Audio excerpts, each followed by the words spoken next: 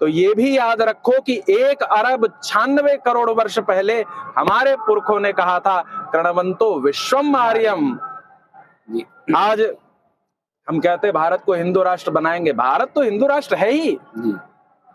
जब 1947 में धर्म के आधार पर देश का विभाजन हुआ, उसी दिन से भारत हिंदू राष्ट्र है। हमारा तो लक्ष्य विश्व में भगवा को स्थापित करना है, हमारा तो लक्ष्य विश्व में सनातन सूर्य को स्थापित करना है, हमारा यही लक्ष्य है। दोस्तों, दुनिया के सबसे बड़े आस्था के मेले प्रयागराज में आप सबका स्वागत है, अभिनंदन है।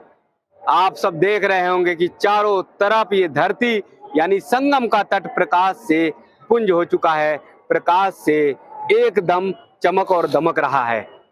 हमारे एकदम किनारे संगम है और संगम के तीरे हम सब फिर एक अध्यात्म से जुड़ने जा रहे हैं। हम सब जुड़ने जा रहे हैं प्रयागराज की महिमा के बारे में जानने के लिए।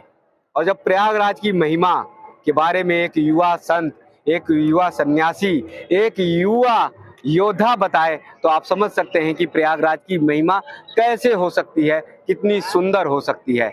आज ऐसा लग रहा है एक बार फिर कि स्वामी विवेकानंद भारतवर्ष को ज्ञान देने के लिए, संपूर्ण धरती को वसुधैव कुटुंबकम के सूत्र में पिरोने के लिए निकल चुके हैं। और ऐसे ही युवा सन्यासी हमारे साथ में खड़े हैं। आनंद जी से हमारा सानिध्य जो है वृंदावन में हुआ था, और आज सौभाग्य की बात है कि संगम के तट पर हो रहा है, जहां पर ऋषि भारद्वाज की धरती है। और इस धरती पर हम सब जुड़ेंगे अध्यात्म की शक्ति के साथ और उस प्रेरणा के साथ। आपका बहुत बहुत वंदन, बहुत बहुत प्रणाम आदरणीय राजनारायण जी। सबसे पहले तो इस प्रयाग की महनीय धरा पर आपका और इसके उस पार देख रहे सभी दर्शकों का मैं स्वागत करता हूँ जी। ये प्रयाग ज्ञान की धरा है, ये प्रयाग आध्यात्म की धरा है, ये प्रयाग व्यक्ति के आरंभ से लेकर के अंत तक के जीवन यात्रा की धरा है। और ये त्यागी, तपस्वी, ज्ञानी, अमलात्मा, विमलात्मा, योगी, मुनि सबकी धरा है ये। और ये प्रयाग अपने आप में अद्भुत है, अद्वितीय है, क्योंकि यहाँ पर संगम होता है, मिलन होता है, यहाँ पर मिलन होता है। और आज जो समाज में विघटन की स्थिति है, जी जी जी, जो समाज में टकराव है, बिखराव है, जी जी, उसके लिए ये प्रयाग की धरती, ये गंगा और यमुना का संगम, जी जी, ये उपदेश करता है कि जीवन में अगर दिव्यता है, भव्यता कहीं है जी, तो वो एकता में है जी, वो स्नेह में है, वो प्रेम में है जी। राम, कृष्ण, नारायण, शंकर या उनका प्रवर्तन करने वाले समस्त आचार्यों का किसी का भी जीवन आप उठाकर देख लीजिए, उन्होंने जोड़ने का काम किया जी। जिस तरह संगम में एक सूत्र में पिरो हो जाते हैं, बिल्कुल बिल्कुल उसी तरह से जी। आप इसकी बड़ी दिव्यता है जी। और ऐतिहासिक रूप से ये दिव्य तो है ही, वैज्ञानिक और वैचारिक रूप से भी दिव्य है ये जी। ये तीर्थ कुछ न कुछ हमारे जीवन में उपदेश करते हैं। हमारे सनातन धर्म में जो कुछ भी है वो हिस्टोरिकल से ज्यादा सिंबॉलिकल है। जैसे आपने जगह जगह यहाँ पर चौपाई वो लिखी हुई देखी होगी बाबा गोस्वामी तुलसीदास की, माघ मकर गत रवि जब होई, तीर्थ पति आव सब कोई। जब माघ में सूर्य मकर राशि में प्रवेश करता है तो संपूर्ण धरातल के आस्तिक सनातनी लोग इस दिव्य भूमि में आते हैं।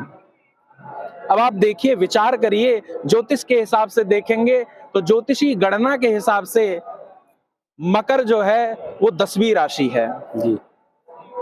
और श्रीमद् भागवत महापुराण जो सनातनी विचारकों का, संपूर्ण वैष्णवों का सबसे बड़ा ग्रंथ है, उसमें 10वां स्कंद है और 10वां स्कंद में श्री कृष्ण का जन्म होता है जी।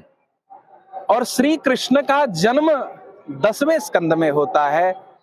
और यहाँ मेला भी 10वीं राशि में जब सूर्य लगता है मकर में तो मकर में जब प्रवेश करता है तभी ये मेला लगता है। लगता है। अच्छा, तो ये भूमि ये उपदेश करती है जी। कि भैया जीवन में अगर कृष्ण है, जीवन में अगर राम है, जीवन में अगर ईश्वर है जी जी, तो उत्सव है, जीवन में अगर भगवान है तो मेला है, तो अमृत है। क्योंकि यहाँ अमृत की बूंदें गिरी। अमृत की बूंदें इसका मतलब ये नहीं कि यहाँ का जल पी लिया और मरे नहीं। ये अमरता जी उस रूप में है जैसे कोई कह नहीं सकता कि गोस्वामी तुलसीदास मर गए। क्यों? क्योंकि उन्होंने राम नाम का अमृत चख लिया। बहुत सुंदर। मीरा नहीं मरी क्योंकि उसने कृष्ण नाम का अमृत चख लिया। कबीर नहीं मरा क्योंकि उसने रामानंद की कृपा से राम नाम का अमृत चख लिया। तो जिसने ईश्वर के नाम का अमृत चख लिया हो, उसके जीवन में लगा लिया, जिसने संगम में गोते लगा लिए हो, वो जो है वो अपने जीवन में इन सब चीजों को प्राप्त कर सकता है। और कृष्ण का कुछ और अर्थ नहीं होता। Krishna is nothing another than celebration. आपके जीवन में सेलिब्रेशन है, आपके जीवन में उत्साह है, उत्सव है, तो आप कृष्ण के इर्द गिर्द जी रहे हो। भगवान शंकराचार्य से किसी ने पूछा कि ईश्वर की प्राप्ति कैसे होगी, भगवान कैसे मिलेगा, तो उन्होंने कहा कि भैया कुछ मत कर, प्रसन्न वदनाम परमेश्वर प्राप्ति। आपके चेहरे पे सदैव 3:30 बजे हुए हैं, हमेशा दुखी हो, अवसाद में हो, स्ट्रेस में हो, तो हमारा भुवन मोहन कन्हैया जिसका नाम ही मुकुंद है, मुखे कुंद सम हासा, जो हमेशा कमल के पुष्प की तरह मुस्कुराता रहता है, वो तुम्हारे पास आके करेगा क्या? जी। इसलिए अगर कन्हैया को अपने जीवन में लाना चाहते हो, राम को अपने जीवन में लाना चाहते हो, तो हंसना पड़ेगा, मुस्कुराना पड़ेगा। तो ये प्रयाग की भूमि उपदेश करते। दूसरी बात, यहाँ संगम है जी, गंगा और यमुना का, गंगा ज्ञान की और यमुना कर्म की। उसमें बीच में सरस्वती का भी भाव है। जी जी। तो ज्ञान और कर्म ये दोनों के मिलने के बाद भी संगम पूरा नहीं होता है। जी जी। तो संगम की पूर्ति कहाँ से होती? बोले सरस्वती से पूरी होती है। तो सरस्वती क्या है? बोले विशुद्ध भक्ति। जी जी, ही सरस्वती का रूप है। जी। तो बहुत सारे लोग जो है ढूंढने आते हैं कि है कहाँ सरस्वती, गंगा दिख रही है, यमुना दिख रही है, सरस्वती कहाँ है? मेरा एक प्रश्न है, आप उत्तर दे दीजिए। जी जी जी।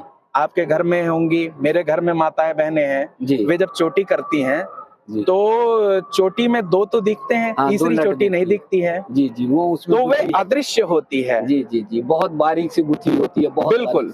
तो उसी तरह सरस्वती यहाँ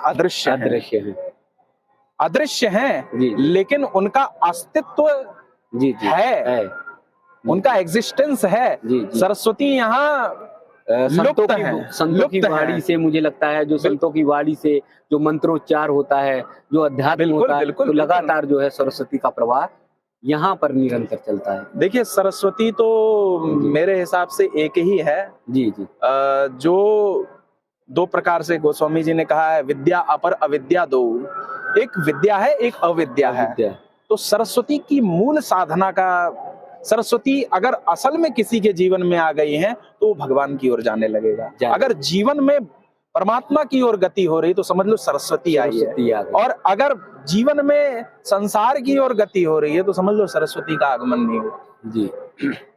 महाराज जी, कुंभ का मतलब है कि जोड़ना, एक सूत्र में सभी को पिरोना। तो कैसे सनातन संस्कृति जो है एक सूत्र में सारी दुनिया को पिरोएगी और एक मार्ग पर सद्भावना और शांति की ओर लेकर बढ़ेगी? देखिए, अगर वैचारिक, व्यवहारिक और सैद्धांतिक तीनों धरातल पर कोई एक ऐसा धर्म टिकता है तो वो सनातन धर्म है।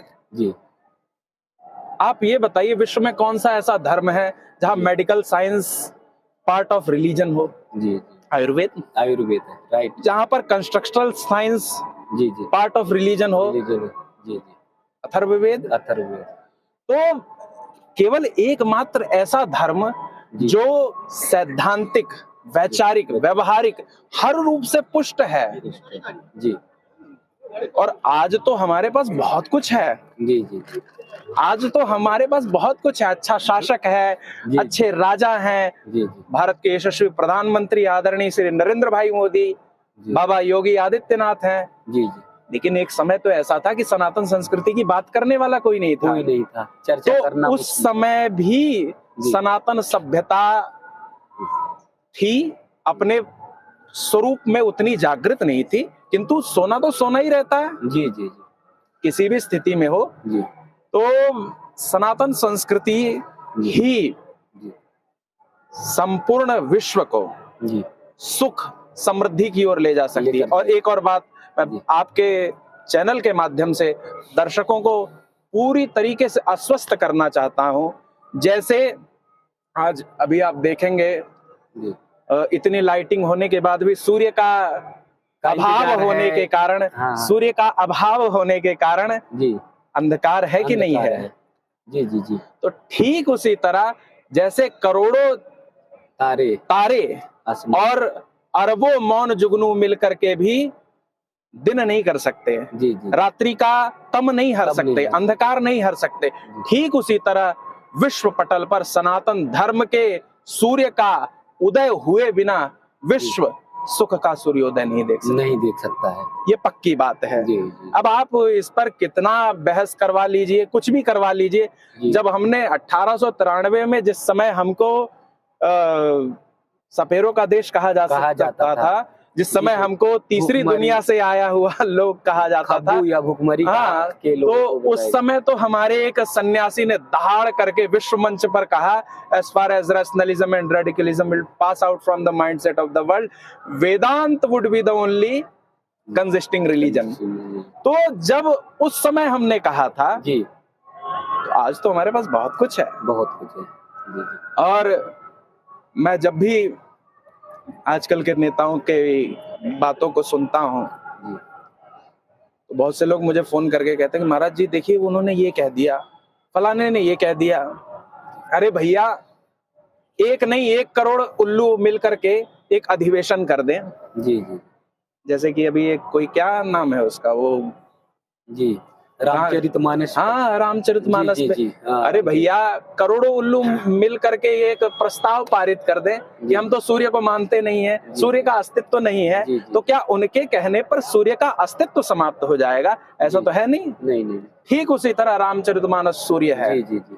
राम का चरित्र सूर्य है। जी जी। ऐसे कितने उल्लू आए और चले गए, जी। लेकिन ये सनातन का सूर्य, ये राम के रामत्व का सूर्य, रामचरितमानस के विचारों का सूर्य अभी भी आकाश में चमचमा रहा है। और एक बात आदरणीय अटल जी ने कहा था, कभी थे अकेले, हुए आज इतने, न तब भी डरे थे तो अब क्या डरेंगे, विरोधों के सागर में चट्टान हैं हम। ये सनातन संस्कृति है, हमको पराभूत होना सिखाया नहीं गया है। अगर कोई ये कहता है कि 1400 साल पहले किसी एक व्यक्ति ने कह दिया कि भारत गजवाए हिंद हो जाएगा, तो ये भी याद रखो कि 1 अरब 96 करोड़ वर्ष पहले हमारे पुरखों ने कहा था कर्णवंतो विश्वम आर्यम।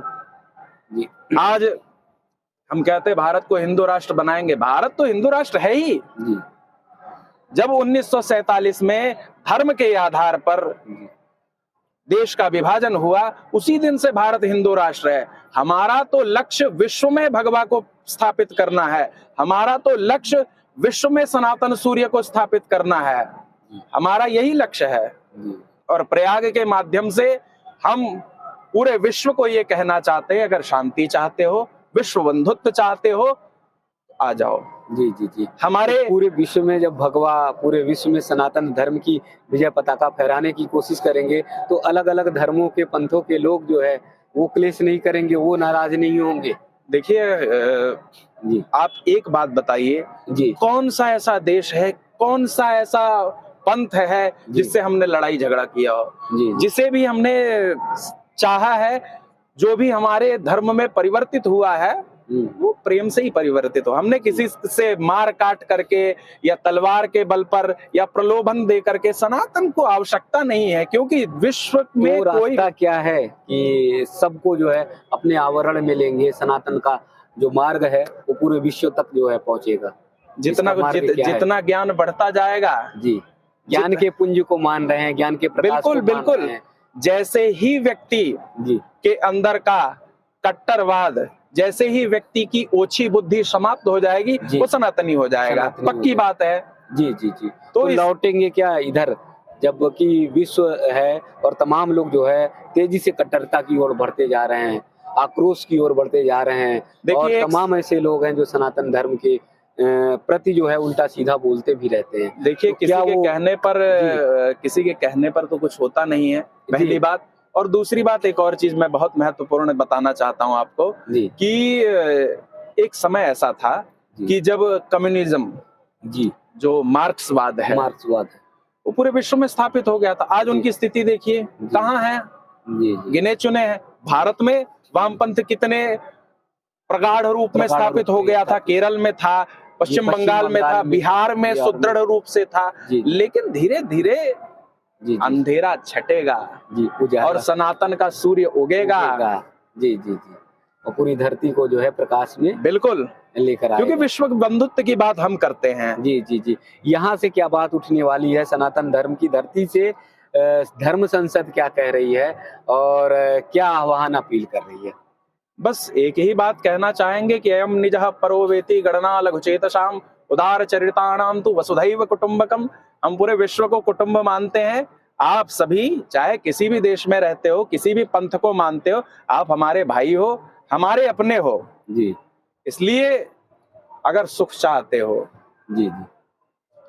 अगर समृद्धि चाहते हो, अगर ज्ञान के उस चरम शिखर को प्राप्त करना है, विश्व के बड़े बड़े वैज्ञानिकों ने माना है, विश्व के बड़े बड़े दार्शनिकों ने माना है कि सनातन ही उसमें लेकिन किंतु परंतु है ही नहीं, जो सबको सुख और शांति की ओर लेकर बिल्कुल जाता है। तो ये आप सब ने माघ मेला की महिमा तो जानी, संगम के बारे में जाना और कैसे कुंभ जो है एक सूत्र में सबको पिरोता है, उसके बारे में आनंद जी के साथ जो है जुड़कर बहुत अच्छी तरह से जानने का प्रयास हुआ। लास्ट में जो अंतिम में उनके शब्द थे कि बस लास्ट में सब पूरी धरती पर रहेगा सनातन, और सनातन का मतलब जो उन्होंने बताया कि ये ज्ञान का पुंज है, प्रकाश का पुंज है, वो पूरी धरती को अपने आवरण में ले लेगा, क्योंकि एक ही रास्ता है, एक ही मार्ग है, शांति पर, सद्भावना पर ले जा सकता है, वो है सनातन। और महाराज जी ने एक पुरजोर तरीके से कहा है कि पूरी दुनिया लौटेगी उधरी, एक ही रास्ता है। उन्होंने कम्युनिस्ट का, उन्होंने मार्क्सवादियों का तमाम उदाहरण दिया और बताएं कि देखते देखते वो खत्म हो गए, देखते देखते मिटने की स्थिति पे आ गए और आज सिर्फ सनातन की ओर सब लोग बढ़ रहे हैं। तो आइए एक बार फिर माघ मेले में आप सबका